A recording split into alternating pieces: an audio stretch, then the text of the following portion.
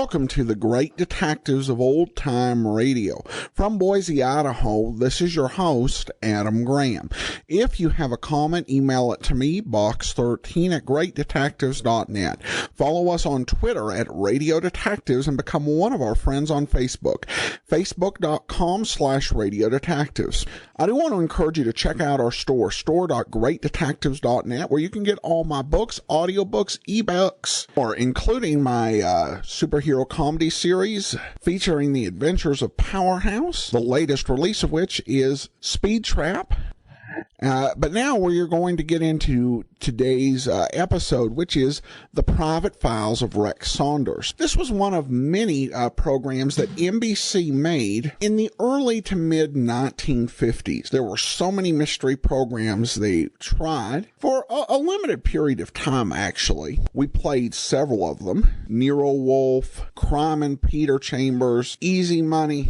And we're actually going to play not only this one, but two more of these series, which lasted for a short time, but thankfully are all or almost all in circulation.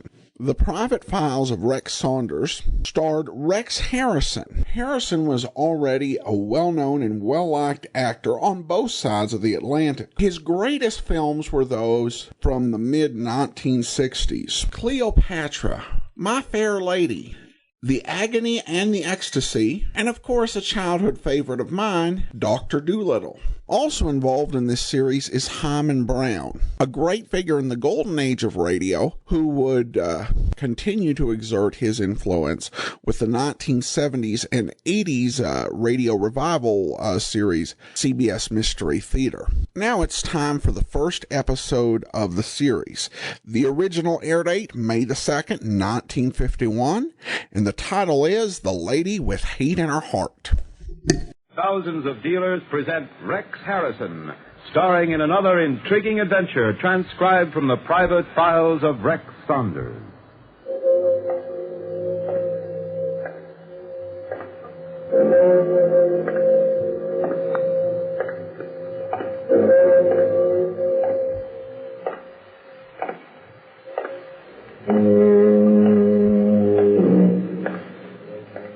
Concerning murder, I have learnt that you can readily protect yourself against the lady with danger in her eyes. The one who baffles you, however, is the lady with hate in her heart.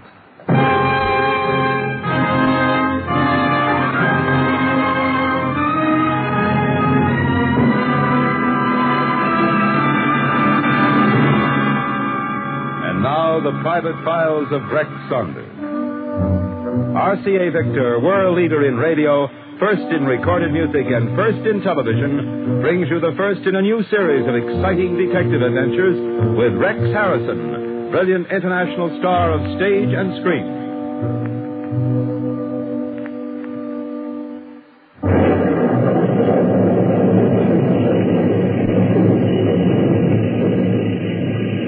That's the way it began. A crack of lightning, a roll of thunder, and the heavens opened and the rain fell in torrents. I scurried to cover under a storefront canopy and waited for the break in the weather. The store was one of those curious little bookshops that you find in the narrow streets of lower Manhattan. I was looking over the titles of the books in the cluttered window when from behind me I heard her voice. I beg your pardon. I turned to see what the storm had cast my way, and right then and there I was struck with the ridiculousness of the old adage relating to what an ill wind blows. She was blonde, blue-eyed, young, and more than adequately proportioned. Please, I wonder if you'd do me a favor. Well, that all depends. What is it you... Put your arms around me. Put my arms around... What? Please, hold me, quickly. But, He's coming now. Who? What are you? Please don't ask questions. Just do as I tell you. Can't you do that for me? Well, if I must, I'll force myself. How's that? He mustn't see my face. Kiss me. Hurry. Oh, these things shouldn't be rushed. However, under the circumstances...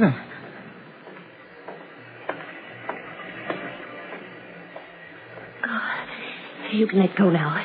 He went by. Thanks very much. Well, for identification's sake, just in case we should run into each other again, I go under the name of Saunders. Rex Saunders. I didn't get your name. I didn't get it. What about the man who was following you? Who was he? I don't know. I don't believe you. Well, where do we go from here? In that bookstore. Both of us? Mm-hmm. There's a book I want you to pick out for me. You haven't been very open with me. What makes you think that I'll continue to be helpful? You will. I have a gun. No. And you can see. It's aimed right at your heart.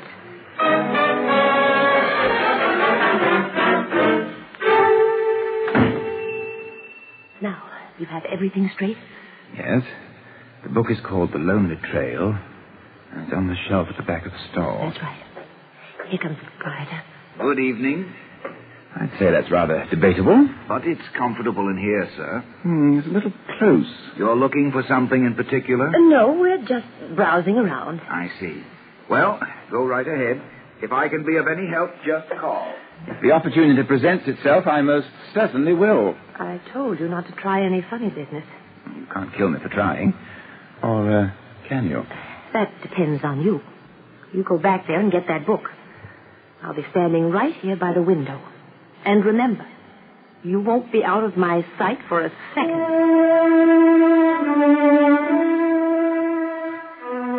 I walked to the back of the shop. As I went, I looked back over my shoulder. She was standing there, her eyes fixed on me, her hand in her coat pocket. The Lonely Trail. There it was in the circulation section. It was crammed tight between two other volumes. I pulled it down off the shelf. It seemed to be an ordinary book. I flushed the pages quickly. Nothing dropped out. What was all this about? And then I felt someone standing next to me. Good book? Hmm? I said, is it a good book? I don't know. It was recommended to me in rather an odd fashion. That right. Say, you can do me a favor. If you'll turn round, you'll notice there's a young lady. What young lady? The one standing near the front window.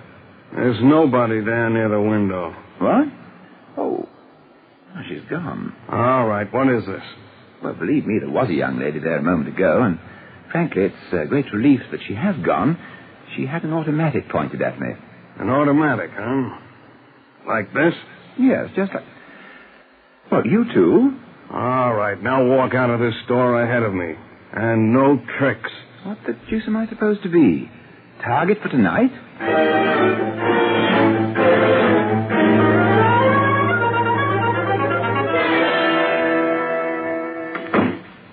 Sit down.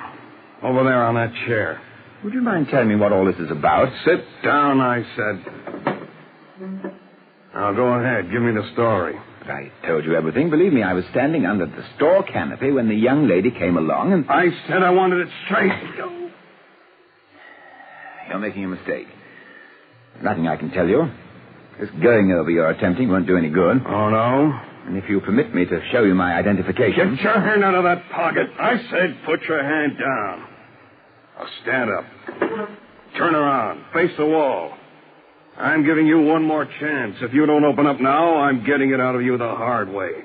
When I'm through, maybe you won't do any talking, ever. I told you I haven't the faintest idea what you want from me. Okay, then maybe this will give you the idea. Ah!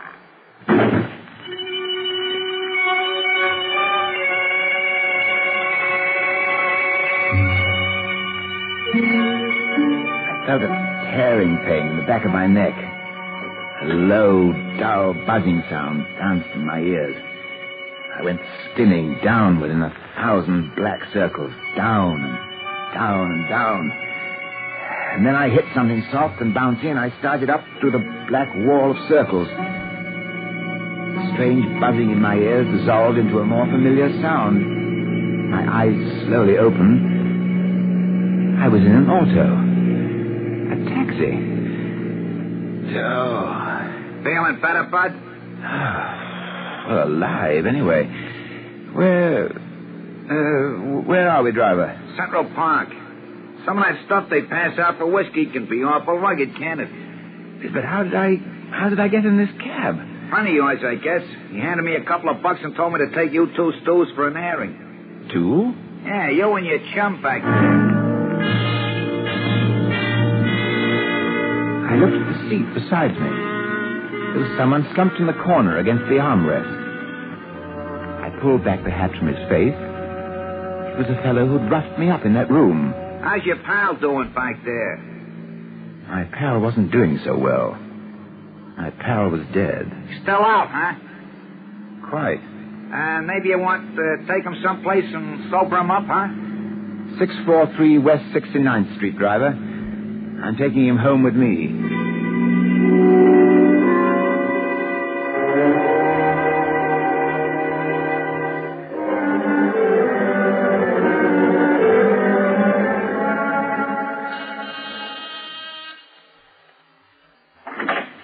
Yes?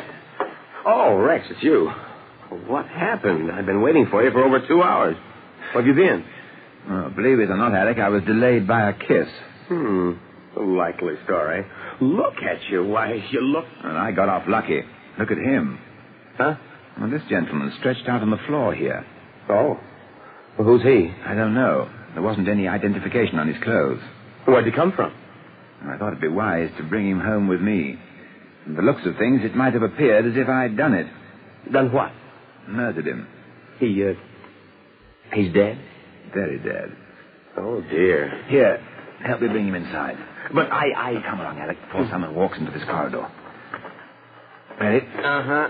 But hardly willing. Well, let's go. Finding corpses is bad enough, but bringing one home as a guest... It'll only be a brief stay, I promise you. We'll take him into the living room. All right, here. Put him down on the sofa. So what do we do now? Well, first, I'm going to check on his identity. I want you to take a set of his fingerprints. Then I'll have Inspector Hogan make a check for me. You're going to tell Hogan that you have a corpse here? Not until I get a report on his prints. Then... The young lady. What young lady? The one who's waiting to see you. She said it was very important. I had her wait in the library. Maybe she overheard us bring him in here. What did you want to see me about? She was very indefinite, but persistent.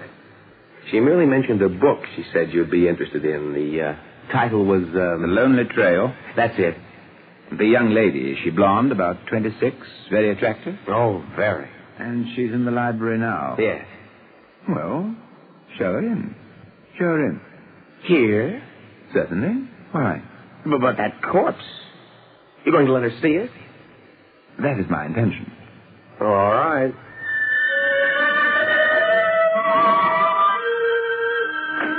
Alec opened the door.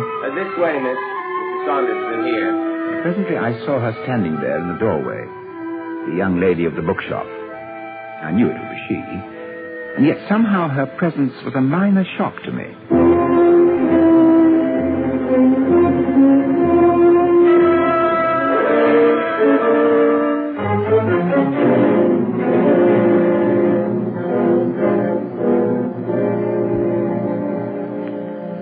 It's good company anywhere. Yes, anywhere, anytime. There's fun at your fingertips with an RCA Victor portable radio. At home or away from home, on your bedside table or at the beach.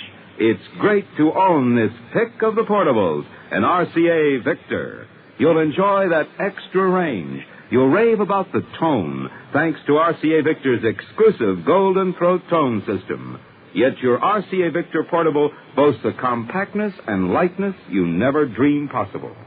Most important of all, you get the strongest reception ever achieved on battery operation, because RCA's radio batteries are radio engineered for top performance and extra listening hours.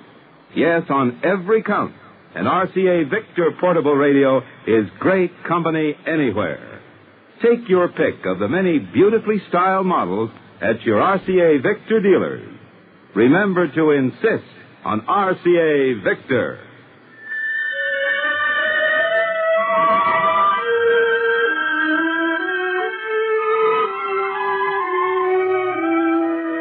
The young lady of the bookshop was there in the doorway looking at me. I stood before the sofa, blocking the corpse from her view, and waited in silence. Mr. Saunders, I had to see you. You ran out on me rather unexpectedly. I had to explain to you why I did what I did. Well, suppose you begin by telling me your name. Jean Altman. And the man who was following you? I told you the truth about him. I didn't know who he was. He'd been following me wherever I went.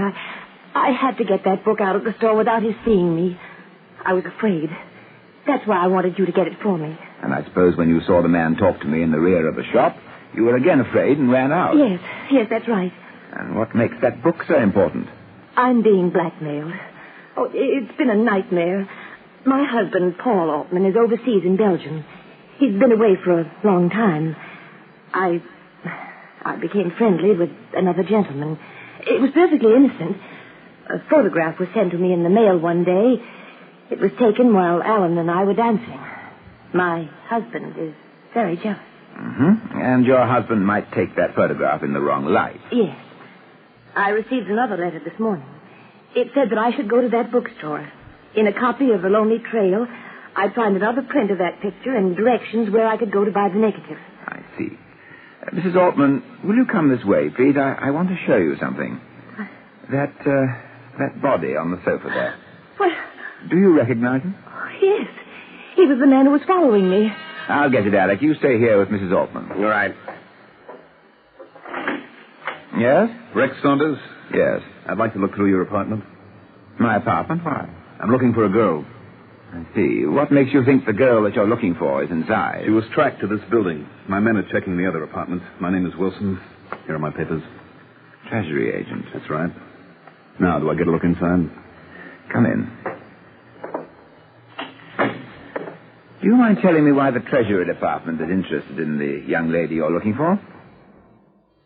We're out to break up a counterfeiting ring, and it looks like she's tied up in it. I see. Well, there's a Mrs. Altman inside. Altman, What does she look like?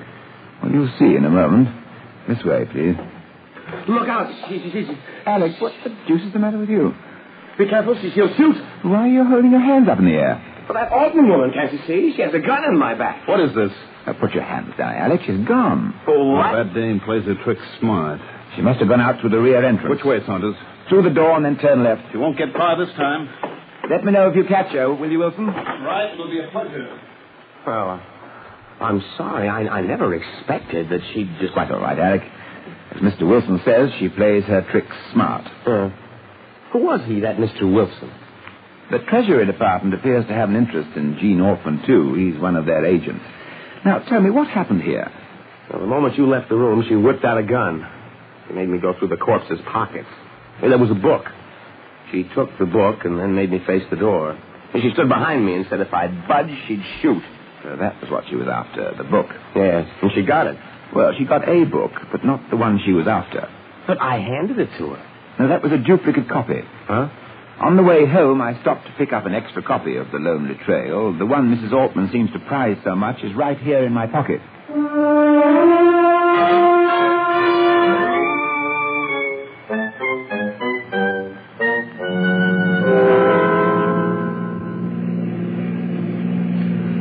Rex, who do you suppose committed the murder? It couldn't have been Mrs. Altman. Well, based on what you told me the time she arrived at our apartment, it couldn't have been she. At 7:30, I was in the room getting the once-over not too lightly. Well, then who could have done it and why? I don't know. Perhaps after Inspector Hogan's report on the fingerprints come in, we'll have something to work on. In the meantime, we'll keep pursuing the book angle. That book. A lot of good that's done us. The shop's in the middle of the next block. Not a trace of anything in it.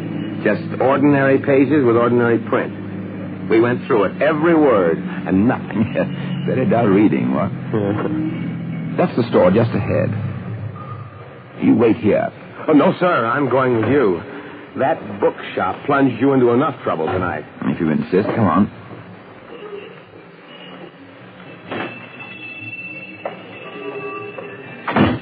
Good evening. May I help you? I was in here earlier with a young lady. I don't recall. Yes, it was during the storm. Is there something special you want? Yes, information about a book. Rare edition? The Lonely Trail. I'm interested in finding out the last borrower. A man was murdered this evening, and I believe that the murder is tied up with your copy of The Lonely Trail. This way, please. The files are over in my desk.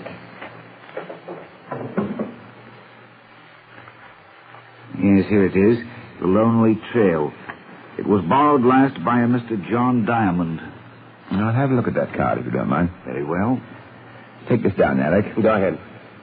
John Diamond, 331 Elm Street, apartment 4B. 331 Elm Street, 4B. I got it.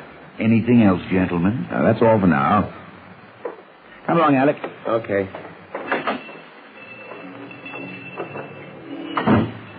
Good. 8, 7, 2, 4, 6, 8.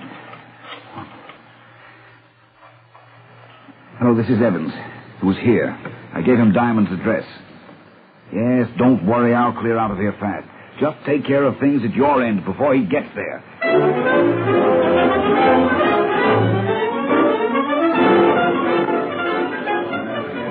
So there's the house, 331. Yes, come on, hurry. We can make our way through this crowd. I wonder what happened here. Hey!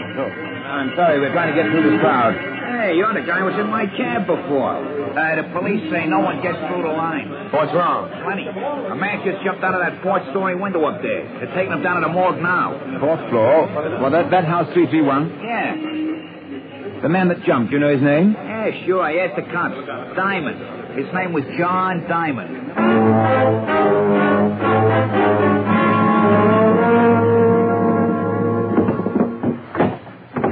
Nothing in the dresser. Every drawer is empty. Come in here, Alec. Did you find something? Here, look at these. What are they? Photographic development trays. Here's a bottle of print fixing solution. And this is a bottle of developer. I found them under the table. Whoever cleaned this place out overlooked these bottles. That was a stroke of luck for us. What do you mean? Diamond used this part of his apartment for a dark room. Well, then Mrs. Altman may have been telling us the truth about that blackmail negative. Perhaps part of the truth. Anyway, I'm sure now that Diamond was murdered because he, too, was connected with the Lonely Trail. But they said he jumped out of the window. No, he didn't jump. He was pushed. Look here. This window he went through was locked. Yes. He was pushed through the glass pane. Evidently someone wanted to prevent him from talking to us. That bookshop keeper. No, he couldn't have gotten here in time. But there's no doubt that he notified the murderer. Pull down the shade. Huh? Pull down the shade. Oh. We're going in for some amateur photography.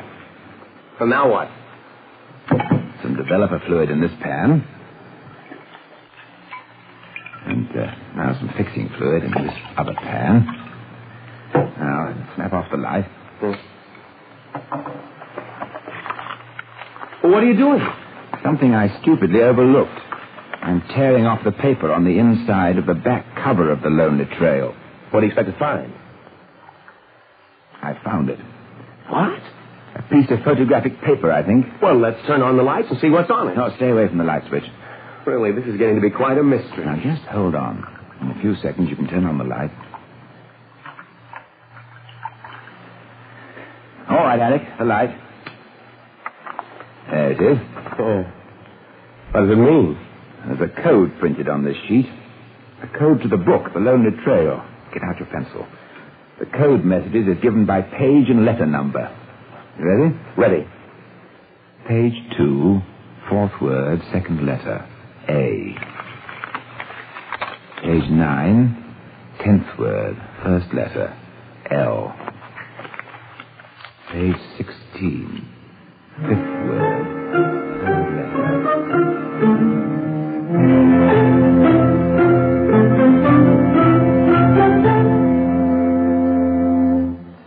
That's all. Read it back. Altman arrives in New York on freighter SS Granton, night November 24th. Get to him before his wife. They plan a switch.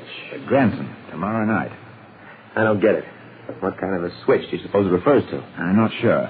But they're going to be down on the dock when the Granton ties up tomorrow night, and you can look forward to seeing some familiar faces.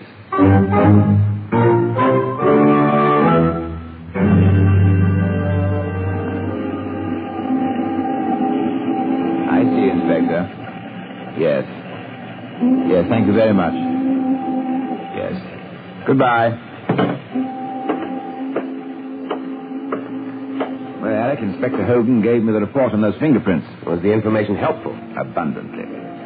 Now, what about Mrs. Altman? She hasn't moved. You can see she's still standing out there on the pier. Mm-hmm. Look, there's a man joining her. That would be Mr. Altman. Now what's our move? We're going to welcome Mr. Altman back to these shores. Except they're coming right by us. Good evening. Why, you. Gene, who is this? Don't try anything, either of you. You're covered. What is this supposed to be? Gene, who are these men? Now, don't worry, Paul. I can explain everything. That's a familiar tune you're playing, Mrs. Altman. I'm becoming rather bored with it, so if you don't mind, I see you got them, Saunders. You beat us to it. Good work. Thanks, Wilson. That's about cleans up the counterfeit ring. Did they talk? Not yet. Well, don't you worry. They will. They'll talk plenty. And Uncle Sam's got a lot of questions to ask them, so if you don't mind, I'll take them off your hands. Not at all. But Mr. Saunders made the capture. Well, the Treasury Department has prime jurisdiction, Alec. They're all yours, Wilson. Like I said, Saunders, nice work. And thanks. All right, you two, get in the car. Okay, Joe, let's go.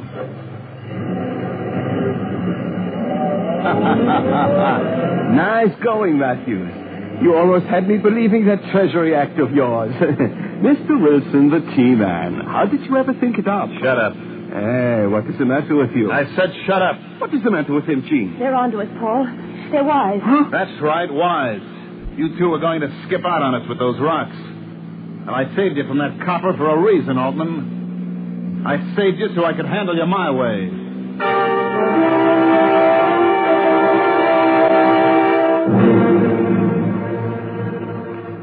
Back to the climax of our story in a moment. Here's an album that belongs in your record library. The magnificent new RCA Victor Red Seal album of Mario Lanza, singing 8 of the arias included in his new MGM film hit, The Great Caruso. Now the full, rich voice of America's most sensational singing discovery is captured in all its beauty on RCA Victor Red Seal records. It is this voice that has moved motion picture audiences to clap and cheer as if the film were a live performance. And you will feel that same excitement when you listen to Mario Lanza's RCA Victor recording of The Great Caruso, yours to enjoy not just once, but over and over again through the years. It's available now at your RCA Victor dealers in all 3 record speeds, 78, long play, and 45. Stop in tomorrow and get your copy of the RCA Victor Red Seal album featuring Mario Lanza in selections from The Great Caruso.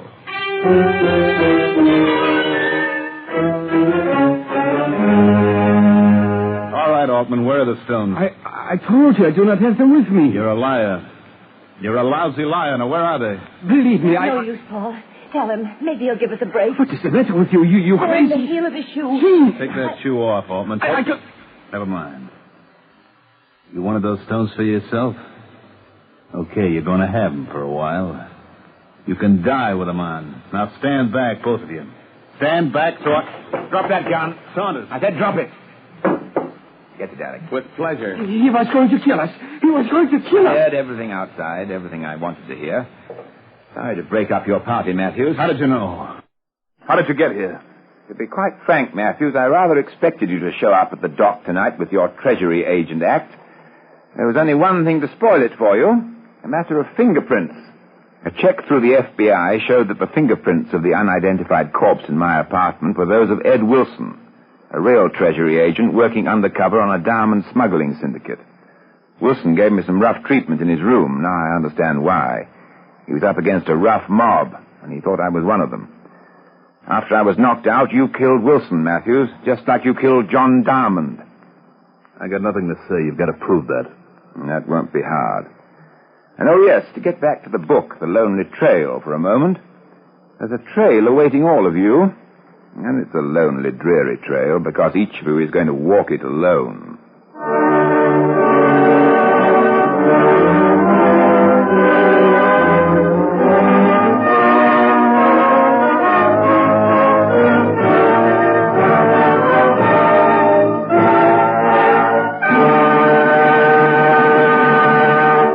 Rex Harrison will return in a moment to tell you about next week's adventure. In the meantime, remember, whether you're buying a television set, a radio, a Victrola phonograph, or records, put your faith in the cornerstone of American home entertainment for 3 generations, RCA Victor, world leader in radio, first in recorded music, first in television.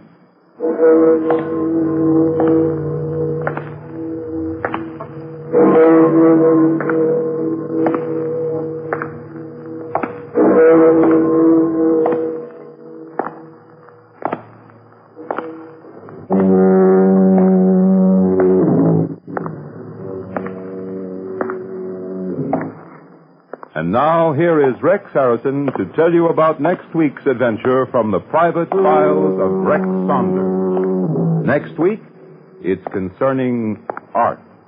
Concerning art. The value of a portrait does not always depend upon the artist. There's the model to be considered, especially when the model turns out to be a shocking still life.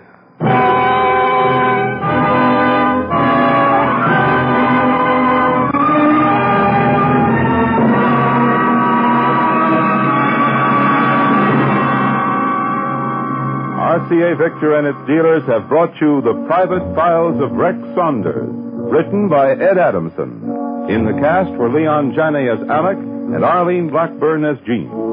The entire transcribed production was under the direction of Hyman Brown. This is Kenneth Banghart speaking for RCA Victor.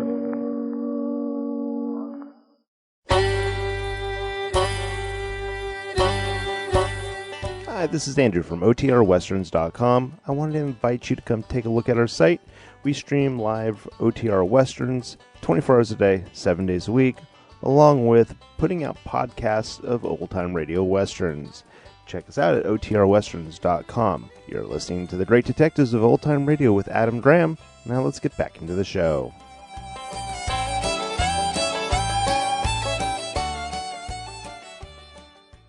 Welcome back. Well, a good mystery, a lot of twists and turns. I mentioned Hyman Brown worked on this, and he also worked on Barry Craig, and this episode reminded me of an episode of Barry Craig with a similar plot line. The series has also been compared to the Bulldog Drummond radio series, though I don't enjoy Bulldog Drummond as much as Rex Saunders. I think Harrison does put on a good performance, and we'll get to enjoy him for the rest of the year. All right, well, a quick listener comment from Michael, who offers his feedback on the new microphone that I purchased in Kalispell. He says that that microphone, which is actually this one you're using for today's episode, is far superior to the mic you've been using at your studio in Boise. There's a tinny quality to the older Boise mic. Thanks so much for the feedback, and I've noticed it does sound better on the when I listen to the recordings than the one that I have been using. I've been thinking about actually replacing it for a while, but necessity took care of it in Kalispell. So I'll listen for other feedback, but I think unless I run into some problems, I'll be using the Samson for some time to come. All right, well, that will do it for today. If you have a comment, send it to me, box13 at greatdetectives.net. Follow us on Twitter at Radio Detectives, and become one of our friends on Facebook.